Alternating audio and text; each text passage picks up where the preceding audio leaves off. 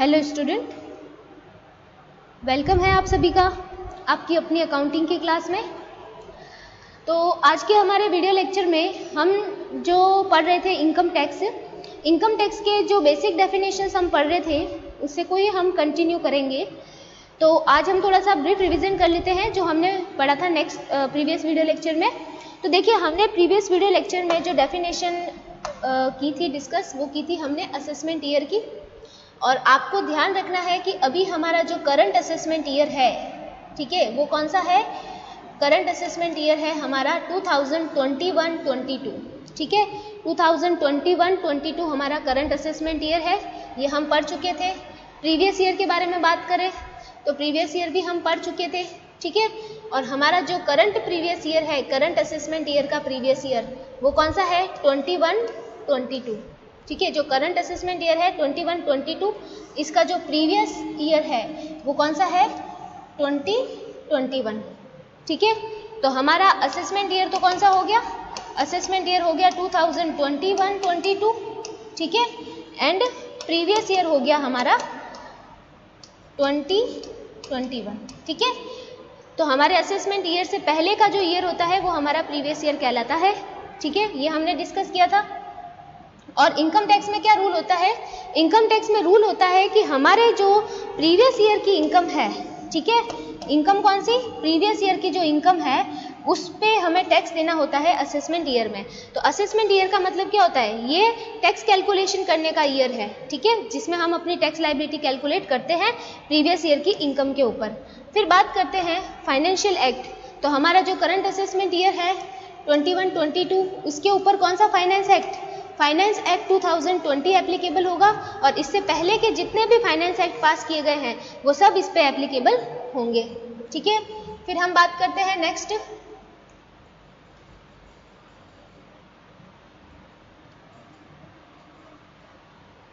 फिर हम बात करते हैं heads of income. Very most important है। आय के साधन या स्रोत, ये हमने पढ़े थे, ठीक है। तो कौन कौन से हैं? Income from salary, income from house property, income from business and profession, income from capital gain and income from other sources, ये सब पढ़ लिए थे हमने। फिर हम बात करते हैं असेसी। असेसी कौन होता है? करदाता, टैक्स पेयर, जिसको टैक्स का पेमेंट करना होता है, ये हमने पढ़ लिया था। इंडिया के अंदर कौन कौन होते हैं टैक्स पे, ठीक है। और इसके अंदर पर्सन डाला गया है। पर्सन वो पर्सन जिसको कि इनकम टैक्स एक्ट 1961 के अंदर कोई भी टैक्स या कोई भी अमाउंट क्या देनी हो, ड्यू हो, देना हो, पेबल करना हो, तो वो असेसी कहलाएगा, ठीक है। फिर हम बात करते हैं आगे नेक्स्ट बात करेंगे हम पर्सन की बात की थी हमने, ठीक है। पर्सन में कौन कौन आ जाते हैं?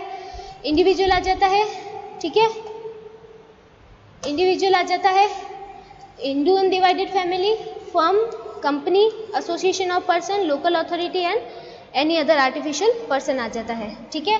ग्रॉस टोटल इनकम, हमारी जो इनकम के पांचों हेड्स है, पांचों हेड से जो भी इनकम होती है, ठीक है, all income of all 5 heads, उसका जो एग्रीगेट अमाउंट होता है, सम, ठीक है, sum of all income of all heads, ठीक है। ऑल हेड्स की जो इनकम है उसका टोटल क्या कहलाता है? Gross total income. फिर हम बात करते हैं आगे, उसके बाद हमने बात की टोटल इनकम की, ठीक है। टोटल इनकम में हमने देखा था कि वो ग्रॉस टोटल इनकम में से अगर हम डिडक्शन माइनस कर दें अंडर सेक्शन 80C से अंडर सेक्शन 80U, तो वो हमारे क्या हो जाएगी? Total income. टोटल इनकम ही क्या है? हमारी टैक्सेबल इनकम है, जिस पे हमें क्या लगाना है? टैक्स लगाना है, ठीक है। इसे हम टैक्सेबल इनकम भी कह सकते हैं। ये हमने देखा था, gross total income minus deduction करते हैं तो हमारी टोटल इनकम आ जाती है। फिर बात करते हैं नेक्स्ट, अब बात करते हैं आज की। यहाँ पे अब हम पढ़ने वाले हैं एग्रीकल्चर इनकम के बारे में, ठीक है। एग्रीकल्चर इनकम का क्या रूल है, क्या है इंडिया के अंदर, वो सारा कुछ अभी हम पढ़ेंगे। तो अब बात करते हैं एग्रीकल्चर इनकम। एग्रीकल्चर इनकम मतलब कृषि आय, इसे हम क्या कहेंगे? कृषि आय। कृषि आय जो है उसका भारत के आयकर अधिनियम में क्या प्रावधान है? तो देखिए, in India in India agriculture income is exempted from income tax. ठीक है, भारत में कृषि आय आयकर से क्या है, मुक्त है। ठीक है, कृषि आय को आयकर से मुक्त माना गया है। ठीक है, in India agriculture income is exempted from tax. ठीक है, अब देखिए एग्रीकल्चर इनकम को टैक्स से फ्री माना गया है। ठीक है, एग्जम्प्टेड माना गया है। अब हमें पता तो होना चाहिए, हमें पता तो होना चाहिए कि एग्जैक्टली एग्रीकल्चर इनकम होती कौन सी है। ठीक है, देखो हमने बोला कि एग्रीकल्चर इनकम इंडिया में क्या है, एग्जम्प्टेड है, टैक्स फ्री है। ठीक है, इंडिया में एग्रीकल्चर इनकम पर टैक्स नहीं लगता। तो अब ये बात उठ जाती है कि एग्रीकल्चर इनकम किसे कहते हैं। ठीक है, मतलब कौन सी आय को हम आयकर से मुक्त मानेंगे। ठीक है, किसे हम कृषि आय मानेंगे, तो कौन सी आय होगी जिसे हम कृषि आय मानेंगे या जिसे हम कृषि आय कहेंगे, और वो क्या होगी, टैक्स फ्री होगी। ठीक है, अब ऐसा तो है नहीं कि एग्रीकल्चर इनकम के नाम पे किसी भी इनकम को हम क्या करवा दे, टैक्स फ्री करवा दे। इसलिए एग्रीकल्चर इनकम के अंदर किस किस को डाला गया है या एग्रीकल्चर इनकम कितने प्रकार की होती है वो हम देखेंगे। ठीक है, तो अब हम बात करते हैं टाइप्स ऑफ एग्रीकल्चर इनकम के बारे में। ठीक है, टाइप्स ऑफ एग्रीकल्चर इनकम देखते हैं कि एग्रीकल्चर इनकम के कितने प्रकार है। ठीक है, तो देखिए एग्रीकल्चर इनकम कौन कौन सी कह सकते हैं, रेंट रिसीव्ड ऑन लैंड। ठीक है, भूमि से प्राप्त किराया। अब मैं यहाँ पे लिखती जाती हूँ हिंदी में साथ में।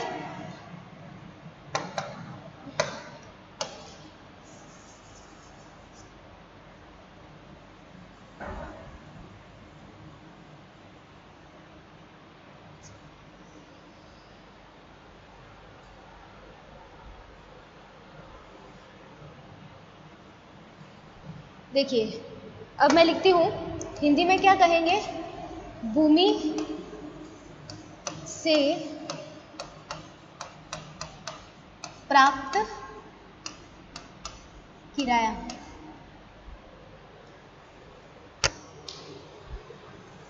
भूमि से हमें जो किराया प्राप्त होता है, रेंट रिसीव फ्रॉम लैंड, किसी भी भूमि से हमें किराया प्राप्त होता है तो वो भी कृषि आय माना जाता है। ठीक है, income derived from agriculture work, कृषि कार्य करने से प्राप्त आय। यहां पे मैं लिख देती हूं कृषि कार्य करने से प्राप्त आय। ठीक है, अगर कोई एग्रीकल्चर का काम करता है कोई इंसान, ठीक है, एग्रीकल्चर चीज़ें वो जो है प्रोडक्ट वो बनाकर बेचता है। ठीक है, तो एग्रीकल्चर वर्क से अगर इनकम रिसीव हो रही है तो वो इनकम भी एग्रीकल्चर इनकम मानी जाती है। ठीक है, फिर बात करते हैं income from processing of agriculture. ठीक है, income of processing of agriculture produce. ठीक है, तो ये जो एग्रीकल्चर के जो प्रोडक्ट होते हैं उसको प्रोसेसिंग का जो काम करते हैं। ठीक है, एग्रीकल्चर प्रोड्यूस, यहाँ पे लिखना होगा प्रोड्यूस या प्रोडक्ट। ठीक है, जो प्रोड्यूस होते हैं एग्रीकल्चर प्रोड्यूस, तो एग्रीकल्चर प्रोड्यूस को जो प्रोसेसिंग का काम करते हैं, प्रक्रियांकन का। ठीक है, तो कृषि उत्पादों के प्रक्रियांकन से प्राप्त इनकम। ठीक है, हिंदी में क्या कहेंगे, कृषि कार्य के प्रक्रियांकन, कृषि उत्पादों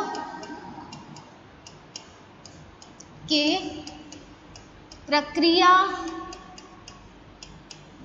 प्रक्रियांकन से प्राप्त आय। ठीक है, कृषि कार्य के प्रक्रियांकन से प्राप्त आय, जो प्रक्रियांकन प्रोसेसिंग करते हैं एग्रीकल्चर प्रोड्यूस की, उससे जो भी इनकम होती है वो एग्रीकल्चर इनकम मानी जाती है। फिर बात करते हैं income derive from sale of agriculture produce. ठीक है, कृषि उत्पादों, किसको, कृषि उत्पादों के विक्रय से प्राप्त आय। ठीक है, अगर हम कोई कृषि उत्पाद है उसको बेच रहे हैं, एग्रीकल्चर का जो प्रोडक्ट है, एग्रीकल्चर प्रोड्यूस है, उसको बेचने से जो इनकम होगी वो भी क्या कहलाएगी, एग्रीकल्चर इनकम कहलाएगी। ठीक है, फिर बात करते हैं income from building use for agriculture. ठीक है, एग्रीकल्चर के काम में यूज करने वाले जो मकान है, ठीक है, कोई ऐसा मकान है जो खेत पे बना हुआ है, ठीक है, और खेत पे बने हुए मकान को यूज कर रहा है, किसके लिए? एग्रीकल्चर के लिए, तो वो उससे जो इनकम होगी वो भी क्या कहलाएगी? एग्रीकल्चर इनकम कहलाएगी। इनको मैं आपको एग्जांपल देके समझाऊंगी, एक बार आप सिर्फ इसको हिंदी इंग्लिश में देख लीजिए। तो income from building use for agriculture, ठीक है, कृषि कार्य में, इसको हिंदी में कहेंगे कृषि कार्य में प्रयुक्त मकान से आय, कृषि कार्य में प्रयुक्त मकान से आय, ठीक है, कृषि कार्य में प्रयुक्त मकान से आय। अब देखिए, आपने ये सब देखा है, सबसे पहला देखा रेंट रिसीव फ्रॉम लैंड। आपने ये देखा होगा कि कई बार कुछ लोगों के पास क्या होती है? एग्रीकल्चर लैंड होती है, जिसको वो खुद यूज नहीं करते हैं, लेकिन किसी को एग्रीकल्चर के काम के लिए उसको रेंट पे दे देते हैं। ये बात समझ में आ रही है? पहले हम इस पॉइंट नंबर फर्स्ट को डिस्कस कर रहे हैं पूरा, ठीक है, इस पॉइंट नंबर फर्स्ट को हम डिस्कस कर रहे हैं। रेंट रिसीव ऑन लैंड मतलब किसी भूमि है जो कि कृषि भूमि है, वो खुद यूज नहीं कर रहा है लेकिन किसी को किराए पे दे दी, तो उससे जो किराया मिल रहा है, जो रेंट मिल रहा है, ठीक है, वो भी रेंट क्या मानी जाएगी? एग्रीकल्चर इनकम मानी जाएगी, ठीक है, और वो क्या रहेगी? इंडिया में टैक्स फ्री रहेगी, एग्जम्प्टेड रहेगी, ठीक है। तो किसी को किराए पे दी है भूमि और वो भूमि आगे वाला यूज कर रहा है किसमें? एग्रीकल्चर के काम में, तो उससे जो किराया मिलता है वो भी एग्रीकल्चर इनकम मानी जाती है। फिर सेकेंड बात करते हैं हम, income derive from agriculture work, कृषि कार्य करने से प्राप्त आय। अब देखिए, किसी किसी लोगों के पास भूमि नहीं होती है, एग्रीकल्चर लैंड नहीं होता है, लेकिन वो कहीं और जा करके एग्रीकल्चर का काम करते हैं, तो उससे उनको जो इनकम होती है, ठीक है, वो भी क्या मानी जाती है? एग्रीकल्चर इनकम मानी जाती है, और वो भी क्या रहती है? इंडिया में टैक्स से फ्री रहती है।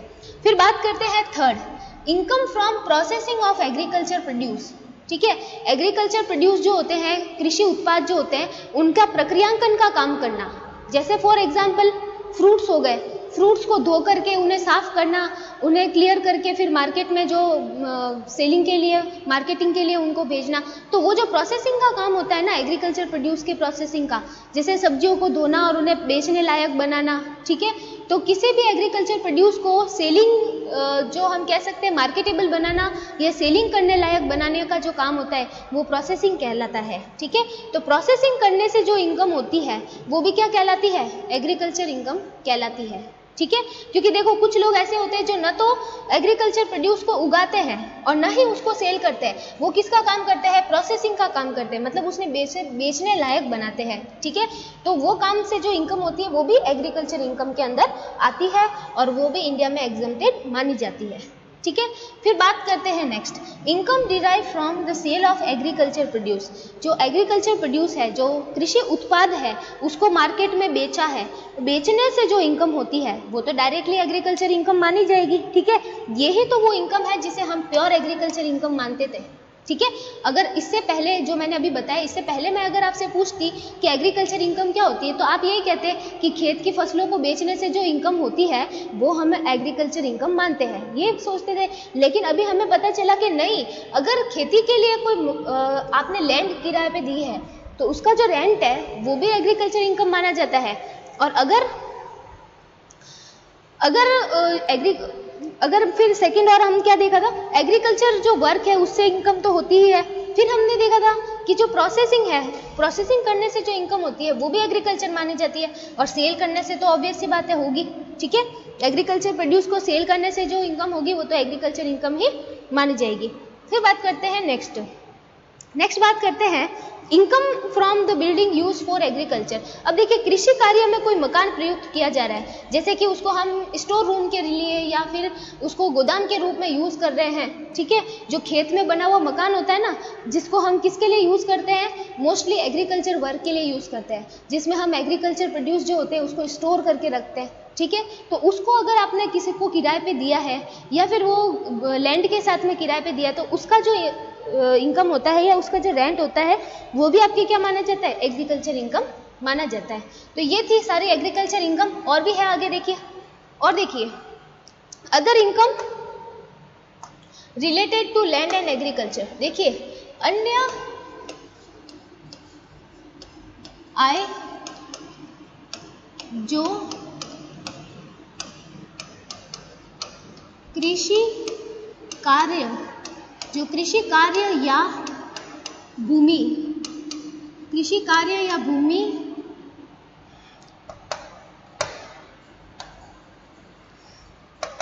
जो कृषि कार्य या भूमि से संबंध रखती है,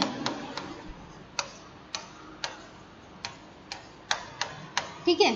अन्य कोई भी दूसरी आय, other income related to land and agriculture, जिसका संबंध किससे हो, लैंड से हो, ठीक है, और किससे संबंध हो, एग्रीकल्चर से संबंध हो, वो इनकम भी किस क्या मानी जाती है, एग्रीकल्चर इनकम मानी जाती है, ठीक है। अब हम बात करते हैं पार्शली एग्रीकल्चर इनकम, ठीक है। इसे हम क्या कहते हैं हिंदी में, इसे हम हिंदी में कहते हैं अंशतः कृषि आय। क्या कहते हैं हम, अंशतः, इसे हम कहते हैं अंशतः कृषि आय, ठीक है। अंशतः कृषि आय, partly agriculture income. Partly agriculture income क्या होती है, देखिए, partly agriculture income, agriculture income which some part related to,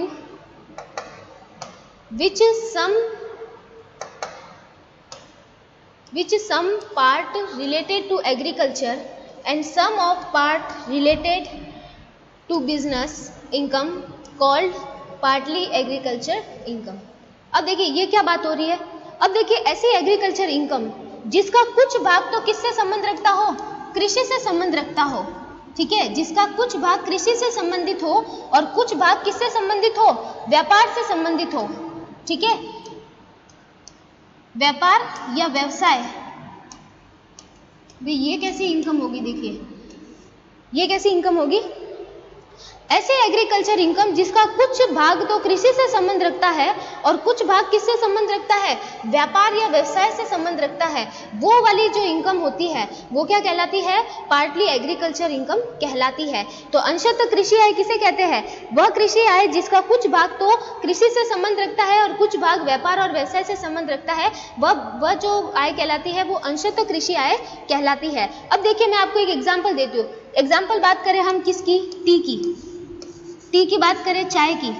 अब देखिए चाय को बेचने से जो इनकम होती है, वैसे और भी बहुत सारे एग्जाम्पल है, पहले हम चाय की बात कर लेते हैं। चाय की बात करें तो देखिए चाय को बेचने से जो इनकम होती है, तो क्या वो पूरी की पूरी फुली एग्रीकल्चर इनकम है क्या, फुली एग्रीकल्चर इनकम मानी जाएगी क्या, नहीं मानी जाएगी। क्यों, ऐसा तो है नहीं कि टी को क्या किया हमने, खेतों से तोड़ा, खेतों से तोड़ने के बाद में डायरेक्टली उसको मार्केट में ले जाकर हमने बेच दिया, ऐसा तो नहीं हुआ, है ना, ऐसा तो नहीं हुआ। उसमें क्या हुआ, पहले हमने क्या किया कि टी को बागों से तोड़ा, ठीक है, चाय को हमने बागानों से तोड़ा, उसके बाद में हमने उसके ऊपर फर्दर प्रोसेस किया, क्योंकि टी डायरेक्टली मतलब खेतों से उतार के हम मार्केट में नहीं ले जा सकते, ठीक है, जैसे हम फ्रूट और सब्जियां लेके जाते हैं, तो टी को बाद में फर्दर प्रोसेसिंग की हमने, और फर्दर प्रोसेसिंग जो की है ना, वो एक्टिविटी किस में आ जाती है, बिजनेस के अंदर या ट्रेड के अंदर आ जाती है। बात समझ में आ रही है आपको। अब जैसे मैं आपको शुगर केन का एग्जाम्पल दूं, जैसे जो शक्कर है, शक्कर क्या डायरेक्टली खेतों से तोड़ के हम मार्केट में लाते हैं क्या, नहीं, पहले गन्ना उगता है मार्केट उसमें खेतों में, ठीक है, पहले गन्ना खेत में उगता है, उसके बाद गन्ने को हम खेत से उतार के बाद में उसके ऊपर फर्दर प्रोसेसिंग करते हैं, ठीक है, और जो फर्दर प्रोसेसिंग करेंगे उसमें क्या करेंगे, गन्ने का जूस निकाल के उससे शुगर बनाएंगे। तो जो फर्दर एक्टिविटी कर रहे हैं हम, वो बिजनेस की कैटेगरी के अंदर आती है, क्योंकि वो प्रोडक्शन कहलाता है, ठीक है, वो प्रोडक्शन कहलाता है, वो मैन्युफैक्चरिंग कहलाता है, पीछे वाला जो काम हमने किया, ठीक है। तो इसके लिए जो ये इनकम होगी, तो हम ऐसे थोड़ी कह सकते हैं कि चाय से जो इनकम हो रही है वो फुली की फुली क्या है, एग्रीकल्चर इनकम है, इसको इंडिया में क्या कर दो, टैक्स से एग्जम्प्टेड कर दो, हम ऐसे थोड़ी कह सकते हैं, है ना। चाय की पूरी इनकम एग्जम्प्टेड नहीं होगी, उसका वो पार्ट जो कि किससे रिलेट रखता है, एग्रीकल्चर से रिलेट रखता है, वो ही पार्ट क्या होगा, इंडिया में एग्जम्प्टेड होगा, ठीक है। इसी तरह मैंने शुगर केन की बात की, जो शुगर की बात की, तो शुगर की पूरी इनकम आपके एग्रीकल्चर इनकम नहीं है, उसका कुछ पार्ट ही एग्रीकल्चर इनकम है, क्योंकि इसके बाद में उसके ऊपर फर्दर एक्टिविटी भी की गई। अब जैसे हम फ्रूट वेजिटेबल की बात करें, तो फ्रूट वेजिटेबल का तो क्या है, फ्रूट वेजिटेबल तो डायरेक्टली मार्केट से डायरेक्टली हम खेतों से निकाल के उसको मार्केट में ही ले जाते हैं, ठीक है, सेल करने के लिए, तो वो इनकम हम फुली एग्रीकल्चर मान सकते हैं। लेकिन ऐसे प्रोडक्ट या ऐसी वो चीज़ जिसका पार्शली एग्रीकल्चर से रिलेट करते हैं जो, और पार्शली किससे रिलेट करते हैं, बिजनेस एक्टिविटी से रिलेट करते हैं, तो उसमें क्या आ जाती है, आपके पार्शली एग्रीकल्चर इनकम आ जाती है। ठीक है, होप कि आपको ये कंसेप्ट पता चल गया होगा। ठीक है, आपने देखे हैं बहुत सारे प्रोडक्ट डायरेक्ट खेतों से निकाल के हम मार्केट में नहीं लाते हैं, कुछ ना कुछ उसके ऊपर फर्दर एक्टिविटीज भी करते हैं। ठीक है, तो ये जो बात हो जाती है, इसी के अंदर पार्शली एग्रीकल्चर इनकम का कंसेप्ट आ जाता है। ठीक है, समझ में आ गया। तो ऐसी कृषि आय जिसका कुछ भाग तो कृषि से और कुछ भाग व्यापार से संबंध रखता है, वो पार्टली एग्रीकल्चर इनकम कहलाती है। चाय का उदाहरण दे दिया आपको, ठीक है, शुगर का उदाहरण दे दिया आपको, शुगर का, समझ में आ रहा है। तो इसके ऊपर हमने जो एक्टिविटी की है वो ऐसे पार्शली एग्रीकल्चर इनकम के अंदर आती है। ठीक है, अब बात करते हैं हम आगे टाइप ऑफ इट, ये पार्शली एग्रीकल्चर इनकम कौन कौन से टाइप की हो सकती है। ठीक है, तो इसके अंदर जो फर्स्ट आ जाता है ना, फर्स्ट क्या आ जाता है, फर्स्ट देखिए income from production of T. सबसे पहले हम चाय के उत्पादन की बात करें।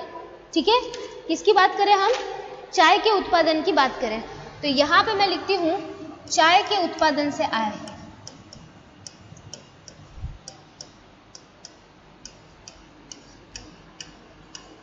ये एग्जाम में बहुत बार मोस्टली क्वेश्चंस आते हैं, कॉम्पिटिटिव एग्जाम जो है जूनियर अकाउंटेंट के, उसमें भी आते हैं कि ये जो चाय से जो इनकम है उसका कितना परसेंट पार्ट एग्रीकल्चर होता है और कितना परसेंट पार्ट बिजनेस इनकम माना जाता है। ठीक है, तो सबसे पहले हम बात करते हैं चाय के उत्पादन से आय में। तो इसमें देखिए क्या होता है, इसका जो 60% पार्ट होता है, 60% part treated as agriculture income.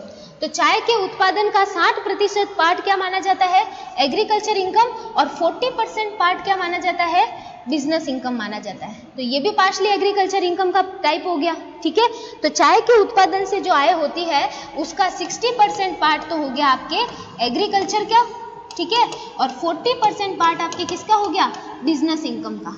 तो हो गई ये पार्टली एग्रीकल्चर इनकम। ठीक है, चाय के उत्पादन से आय। तो ये आपको एग्जाम में क्वेश्चन कैसे पूछेंगे कि चाय के उत्पादन का कितना प्रतिशत भाग कृषि और व्यापार से संबंध रखता है। तो इनका जो रेशियो है वो कौन सा है, 60% 40% का रेशियो माना जाता है। ठीक है, फिर बात करते हैं हम आगे नेक्स्ट, इनकम फ्रॉम मैन्युफैक्चरिंग या फिर प्रोडक्शन ऑफ कॉफी। ये जो कॉफी का प्रोडक्शन होता है, ठीक है, इसमें भी एग्रीकल्चर, पार्टली एग्रीकल्चर इनकम होती है। ठीक है, इसे हम कह सकते हैं कॉफी उत्पादन से आय, कॉफी के उत्पादन से आय। अब देखिए कॉफी के उत्पादन से आय की क्या बात करते हैं। कॉफी के उत्पादन से आय की अगर हम बात करें तो इसका जो 75% पार्ट है, कितना, 75% पार्ट वो क्या ट्रीट किया जाता है, एग्रीकल्चर इनकम ट्रीट किया जाता है। ठीक है, तो कॉफी का जो प्रोडक्शन की अगर बात करें तो it's 75% related as agriculture income, उसका 75% पार्ट एग्रीकल्चर इनकम माना जाता है and 25% part related to business income.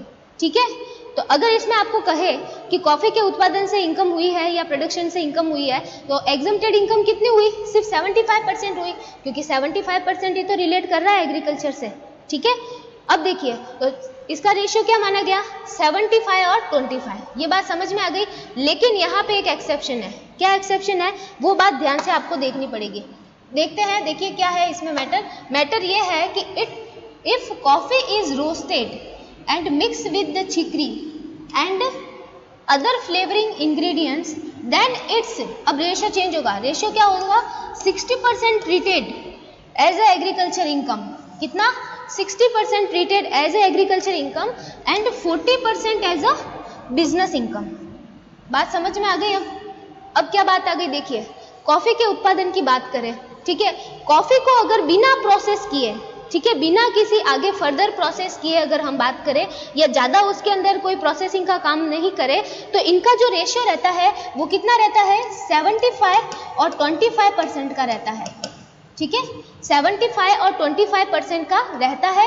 ये रेशियो कब रहता है, जब नॉर्मली हम कॉफ़ी बनाकर मार्केट में बेचते हैं। लेकिन अगर कॉफ़ी के अंदर कोई खुशबूदार पदार्थ, क्या बात कर रहे हैं, खुशबूदार पदार्थ, कोई खुशबूदार पदार्थ डाल दिया, कोई फ्लेवरिंग इंग्रेडिएंट अगर उसके अंदर मिला दिया और उसकी और ज़्यादा प्रोसेसिंग की कॉफ़ी की, ठीक है, फर्दर प्रोसेसिंग और ज़्यादा की, तो इनका रेशियो कितना रह जाता है, 60% और 40% रह जाता है, ठीक है। अब ये देखिए, ये रेशियो 75 एग्रीकल्चर और ये हो गया बिजनेस का, ये हो गया 60% एग्रीकल्चर, ठीक है, 60% एग्रीकल्चर और ये बिजनेस का। अब देखिए बात क्या हो रही है, बात आपको क्लियर हो गई होगी। कॉफ़ी के उत्पादन की बात करें तो साधारणतः कॉफ़ी के उत्पादन में 75% भाग कृषि आय माना जाता है और 25% भाग व्यवसाय की इनकम माना जाता है सामान्यतः। लेकिन यदि कॉफ़ी में कोई खुशबूदार पदार्थ मिला दिया जाए, ठीक है, तो उसका जो रेशियो होता है उसमें 60% भाग तो कृषि आय माना जाता है और 40% भाग क्या माना जाता है, व्यवसाय की इनकम माना जाता है, ठीक है। तो ये आपके कॉफ़ी के प्रोडक्शन की बात आ जाती है। अब हम बात करते हैं नेक्स्ट बात करते हैं income from production of rubber. अब ये देखो, रबर की भी यही गणित है, income from production of rubber उत्पादन से आए, रबर उत्पादन से आए। अब देखिए बात क्या होती है, रबर के उत्पादन से आय की बात करें जिसमें सेंट्रीफ्यूज, लैटेक्स, सैनेक्स प्रोडक्शन, तो इसके अगर रेशियो की बात करें तो रेशियो क्या आ जाता है, it's 65% treated as a agriculture, ठीक है। इसका जो 65% पार्ट है वो क्या माना जाता है, एग्रीकल्चर इनकम माना जाता है और 35% पार्ट किसका माना जाता है, बिजनेस इनकम का माना जाता है, ठीक है। तो इसकी अगर बात करें रबर उत्पादन से, तो रबर उत्पादन में 65% भाग तो कृषि आय से संबंधित होता है और 35% भाग व्यवसाय से संबंधित होता है। तो अब देखिए वापस एक बार रिवीजन लेते हैं। रिवीजन में हमने बात क्या की, आज देखिए आज के लेक्चर में एग्रीकल्चर इनकम की बात की। इंडिया के अंदर एग्रीकल्चर इनकम क्या है, एग्जम्प्टेड है, ये बात आपको कंफर्म ध्यान से रखनी है, ठीक है। क्या है, एग्जम्प्टेड है, कर मुक्त है। भारत में कृषि आय कर मुक्त मानी गई है। फिर देखा था हमने types of agriculture income, agriculture income के प्रकार क्या क्या है, ठीक है। तो ये हमने देखे थे प्रकार। फिर आगे बात की हमने किसकी, फिर हमने बात की है पार्शली एग्रीकल्चर इनकम की। पार्शली एग्रीकल्चर इनकम क्या होती है, जिसका कुछ पार्ट कृषि से संबंध रखता है और कुछ भाग व्यापार से संबंध रखता है, तो वो अंशतः कृषि आय कहलाती है। फिर हमने बात की है अंशतः कृषि आय के प्रकार, ठीक है। अंशतः कृषि आय कितने प्रकार की होती है ये हमने डिस्कस किया। तो चाय के उत्पादन से बात करें तो इसका रेशियो आपको ध्यान रखना है, 60-40 का रेशियो है, 60% एग्रीकल्चर इनकम, 40% बिजनेस इनकम। फिर हमने बात की कॉफ़ी के उत्पादन से, तो कॉफ़ी के उत्पादन में देखिए अगर साधारणतः बात करें तो 75% कृषि आय और 25% व्यवसाय की आय। तो 75 और 25 का रेशियो तो साधारण रहता है और अगर खुशबूदार पदार्थ मिला दिया जाए तो वापस 60-40 का रेशियो आ जाता है। रबर उत्पादन की बात करें तो रबर उत्पादन में 65% भाग कृषि से माना जाता है और 35% भाग बिजनेस से माना जाता है, ठीक है। तो रेशियो आपको ध्यान रखने हैं, टी के अंदर 60-40, ये आपको एग्जाम में पूछे जाने हैं, ठीक है। कॉफ़ी की बात करें तो कॉफ़ी के अंदर जो रेशियो था, नॉर्मली जो रेशियो था वो कितना था, 75-25, और अगर खुशबूदार पदार्थ फ्लेवरिंग इंग्रेडिएंट मिलाया तो जो रेशियो था वो आपके कितना हो गया, 65-35। ये एग्जाम में आपसे पूछे जाएंगे। फिर बात करेंगे रबर की, ठीक है। रबर में जो रेशियो था वो कितना था, रबर में रेशियो था 65% और 35%, ये रेशियो आपके था, ठीक है। तो रेशियो आपको याद हो जाने चाहिए, बहुत इंपॉर्टेंट है ये। तो ये था आपके इनकम टैक्स के बेसिक डेफिनेशंस, ठीक है। बेसिक जो इंट्रोडक्शन था वो आज हमारे यहाँ खत्म होगा। नेक्स्ट वीडियो लेक्चर में हम क्या करेंगे, रेजिडेंशियल स्टेटस और इंसिडेंस ऑफ टैक्स के बारे में डिस्कशन करेंगे। Okay, thank you so much.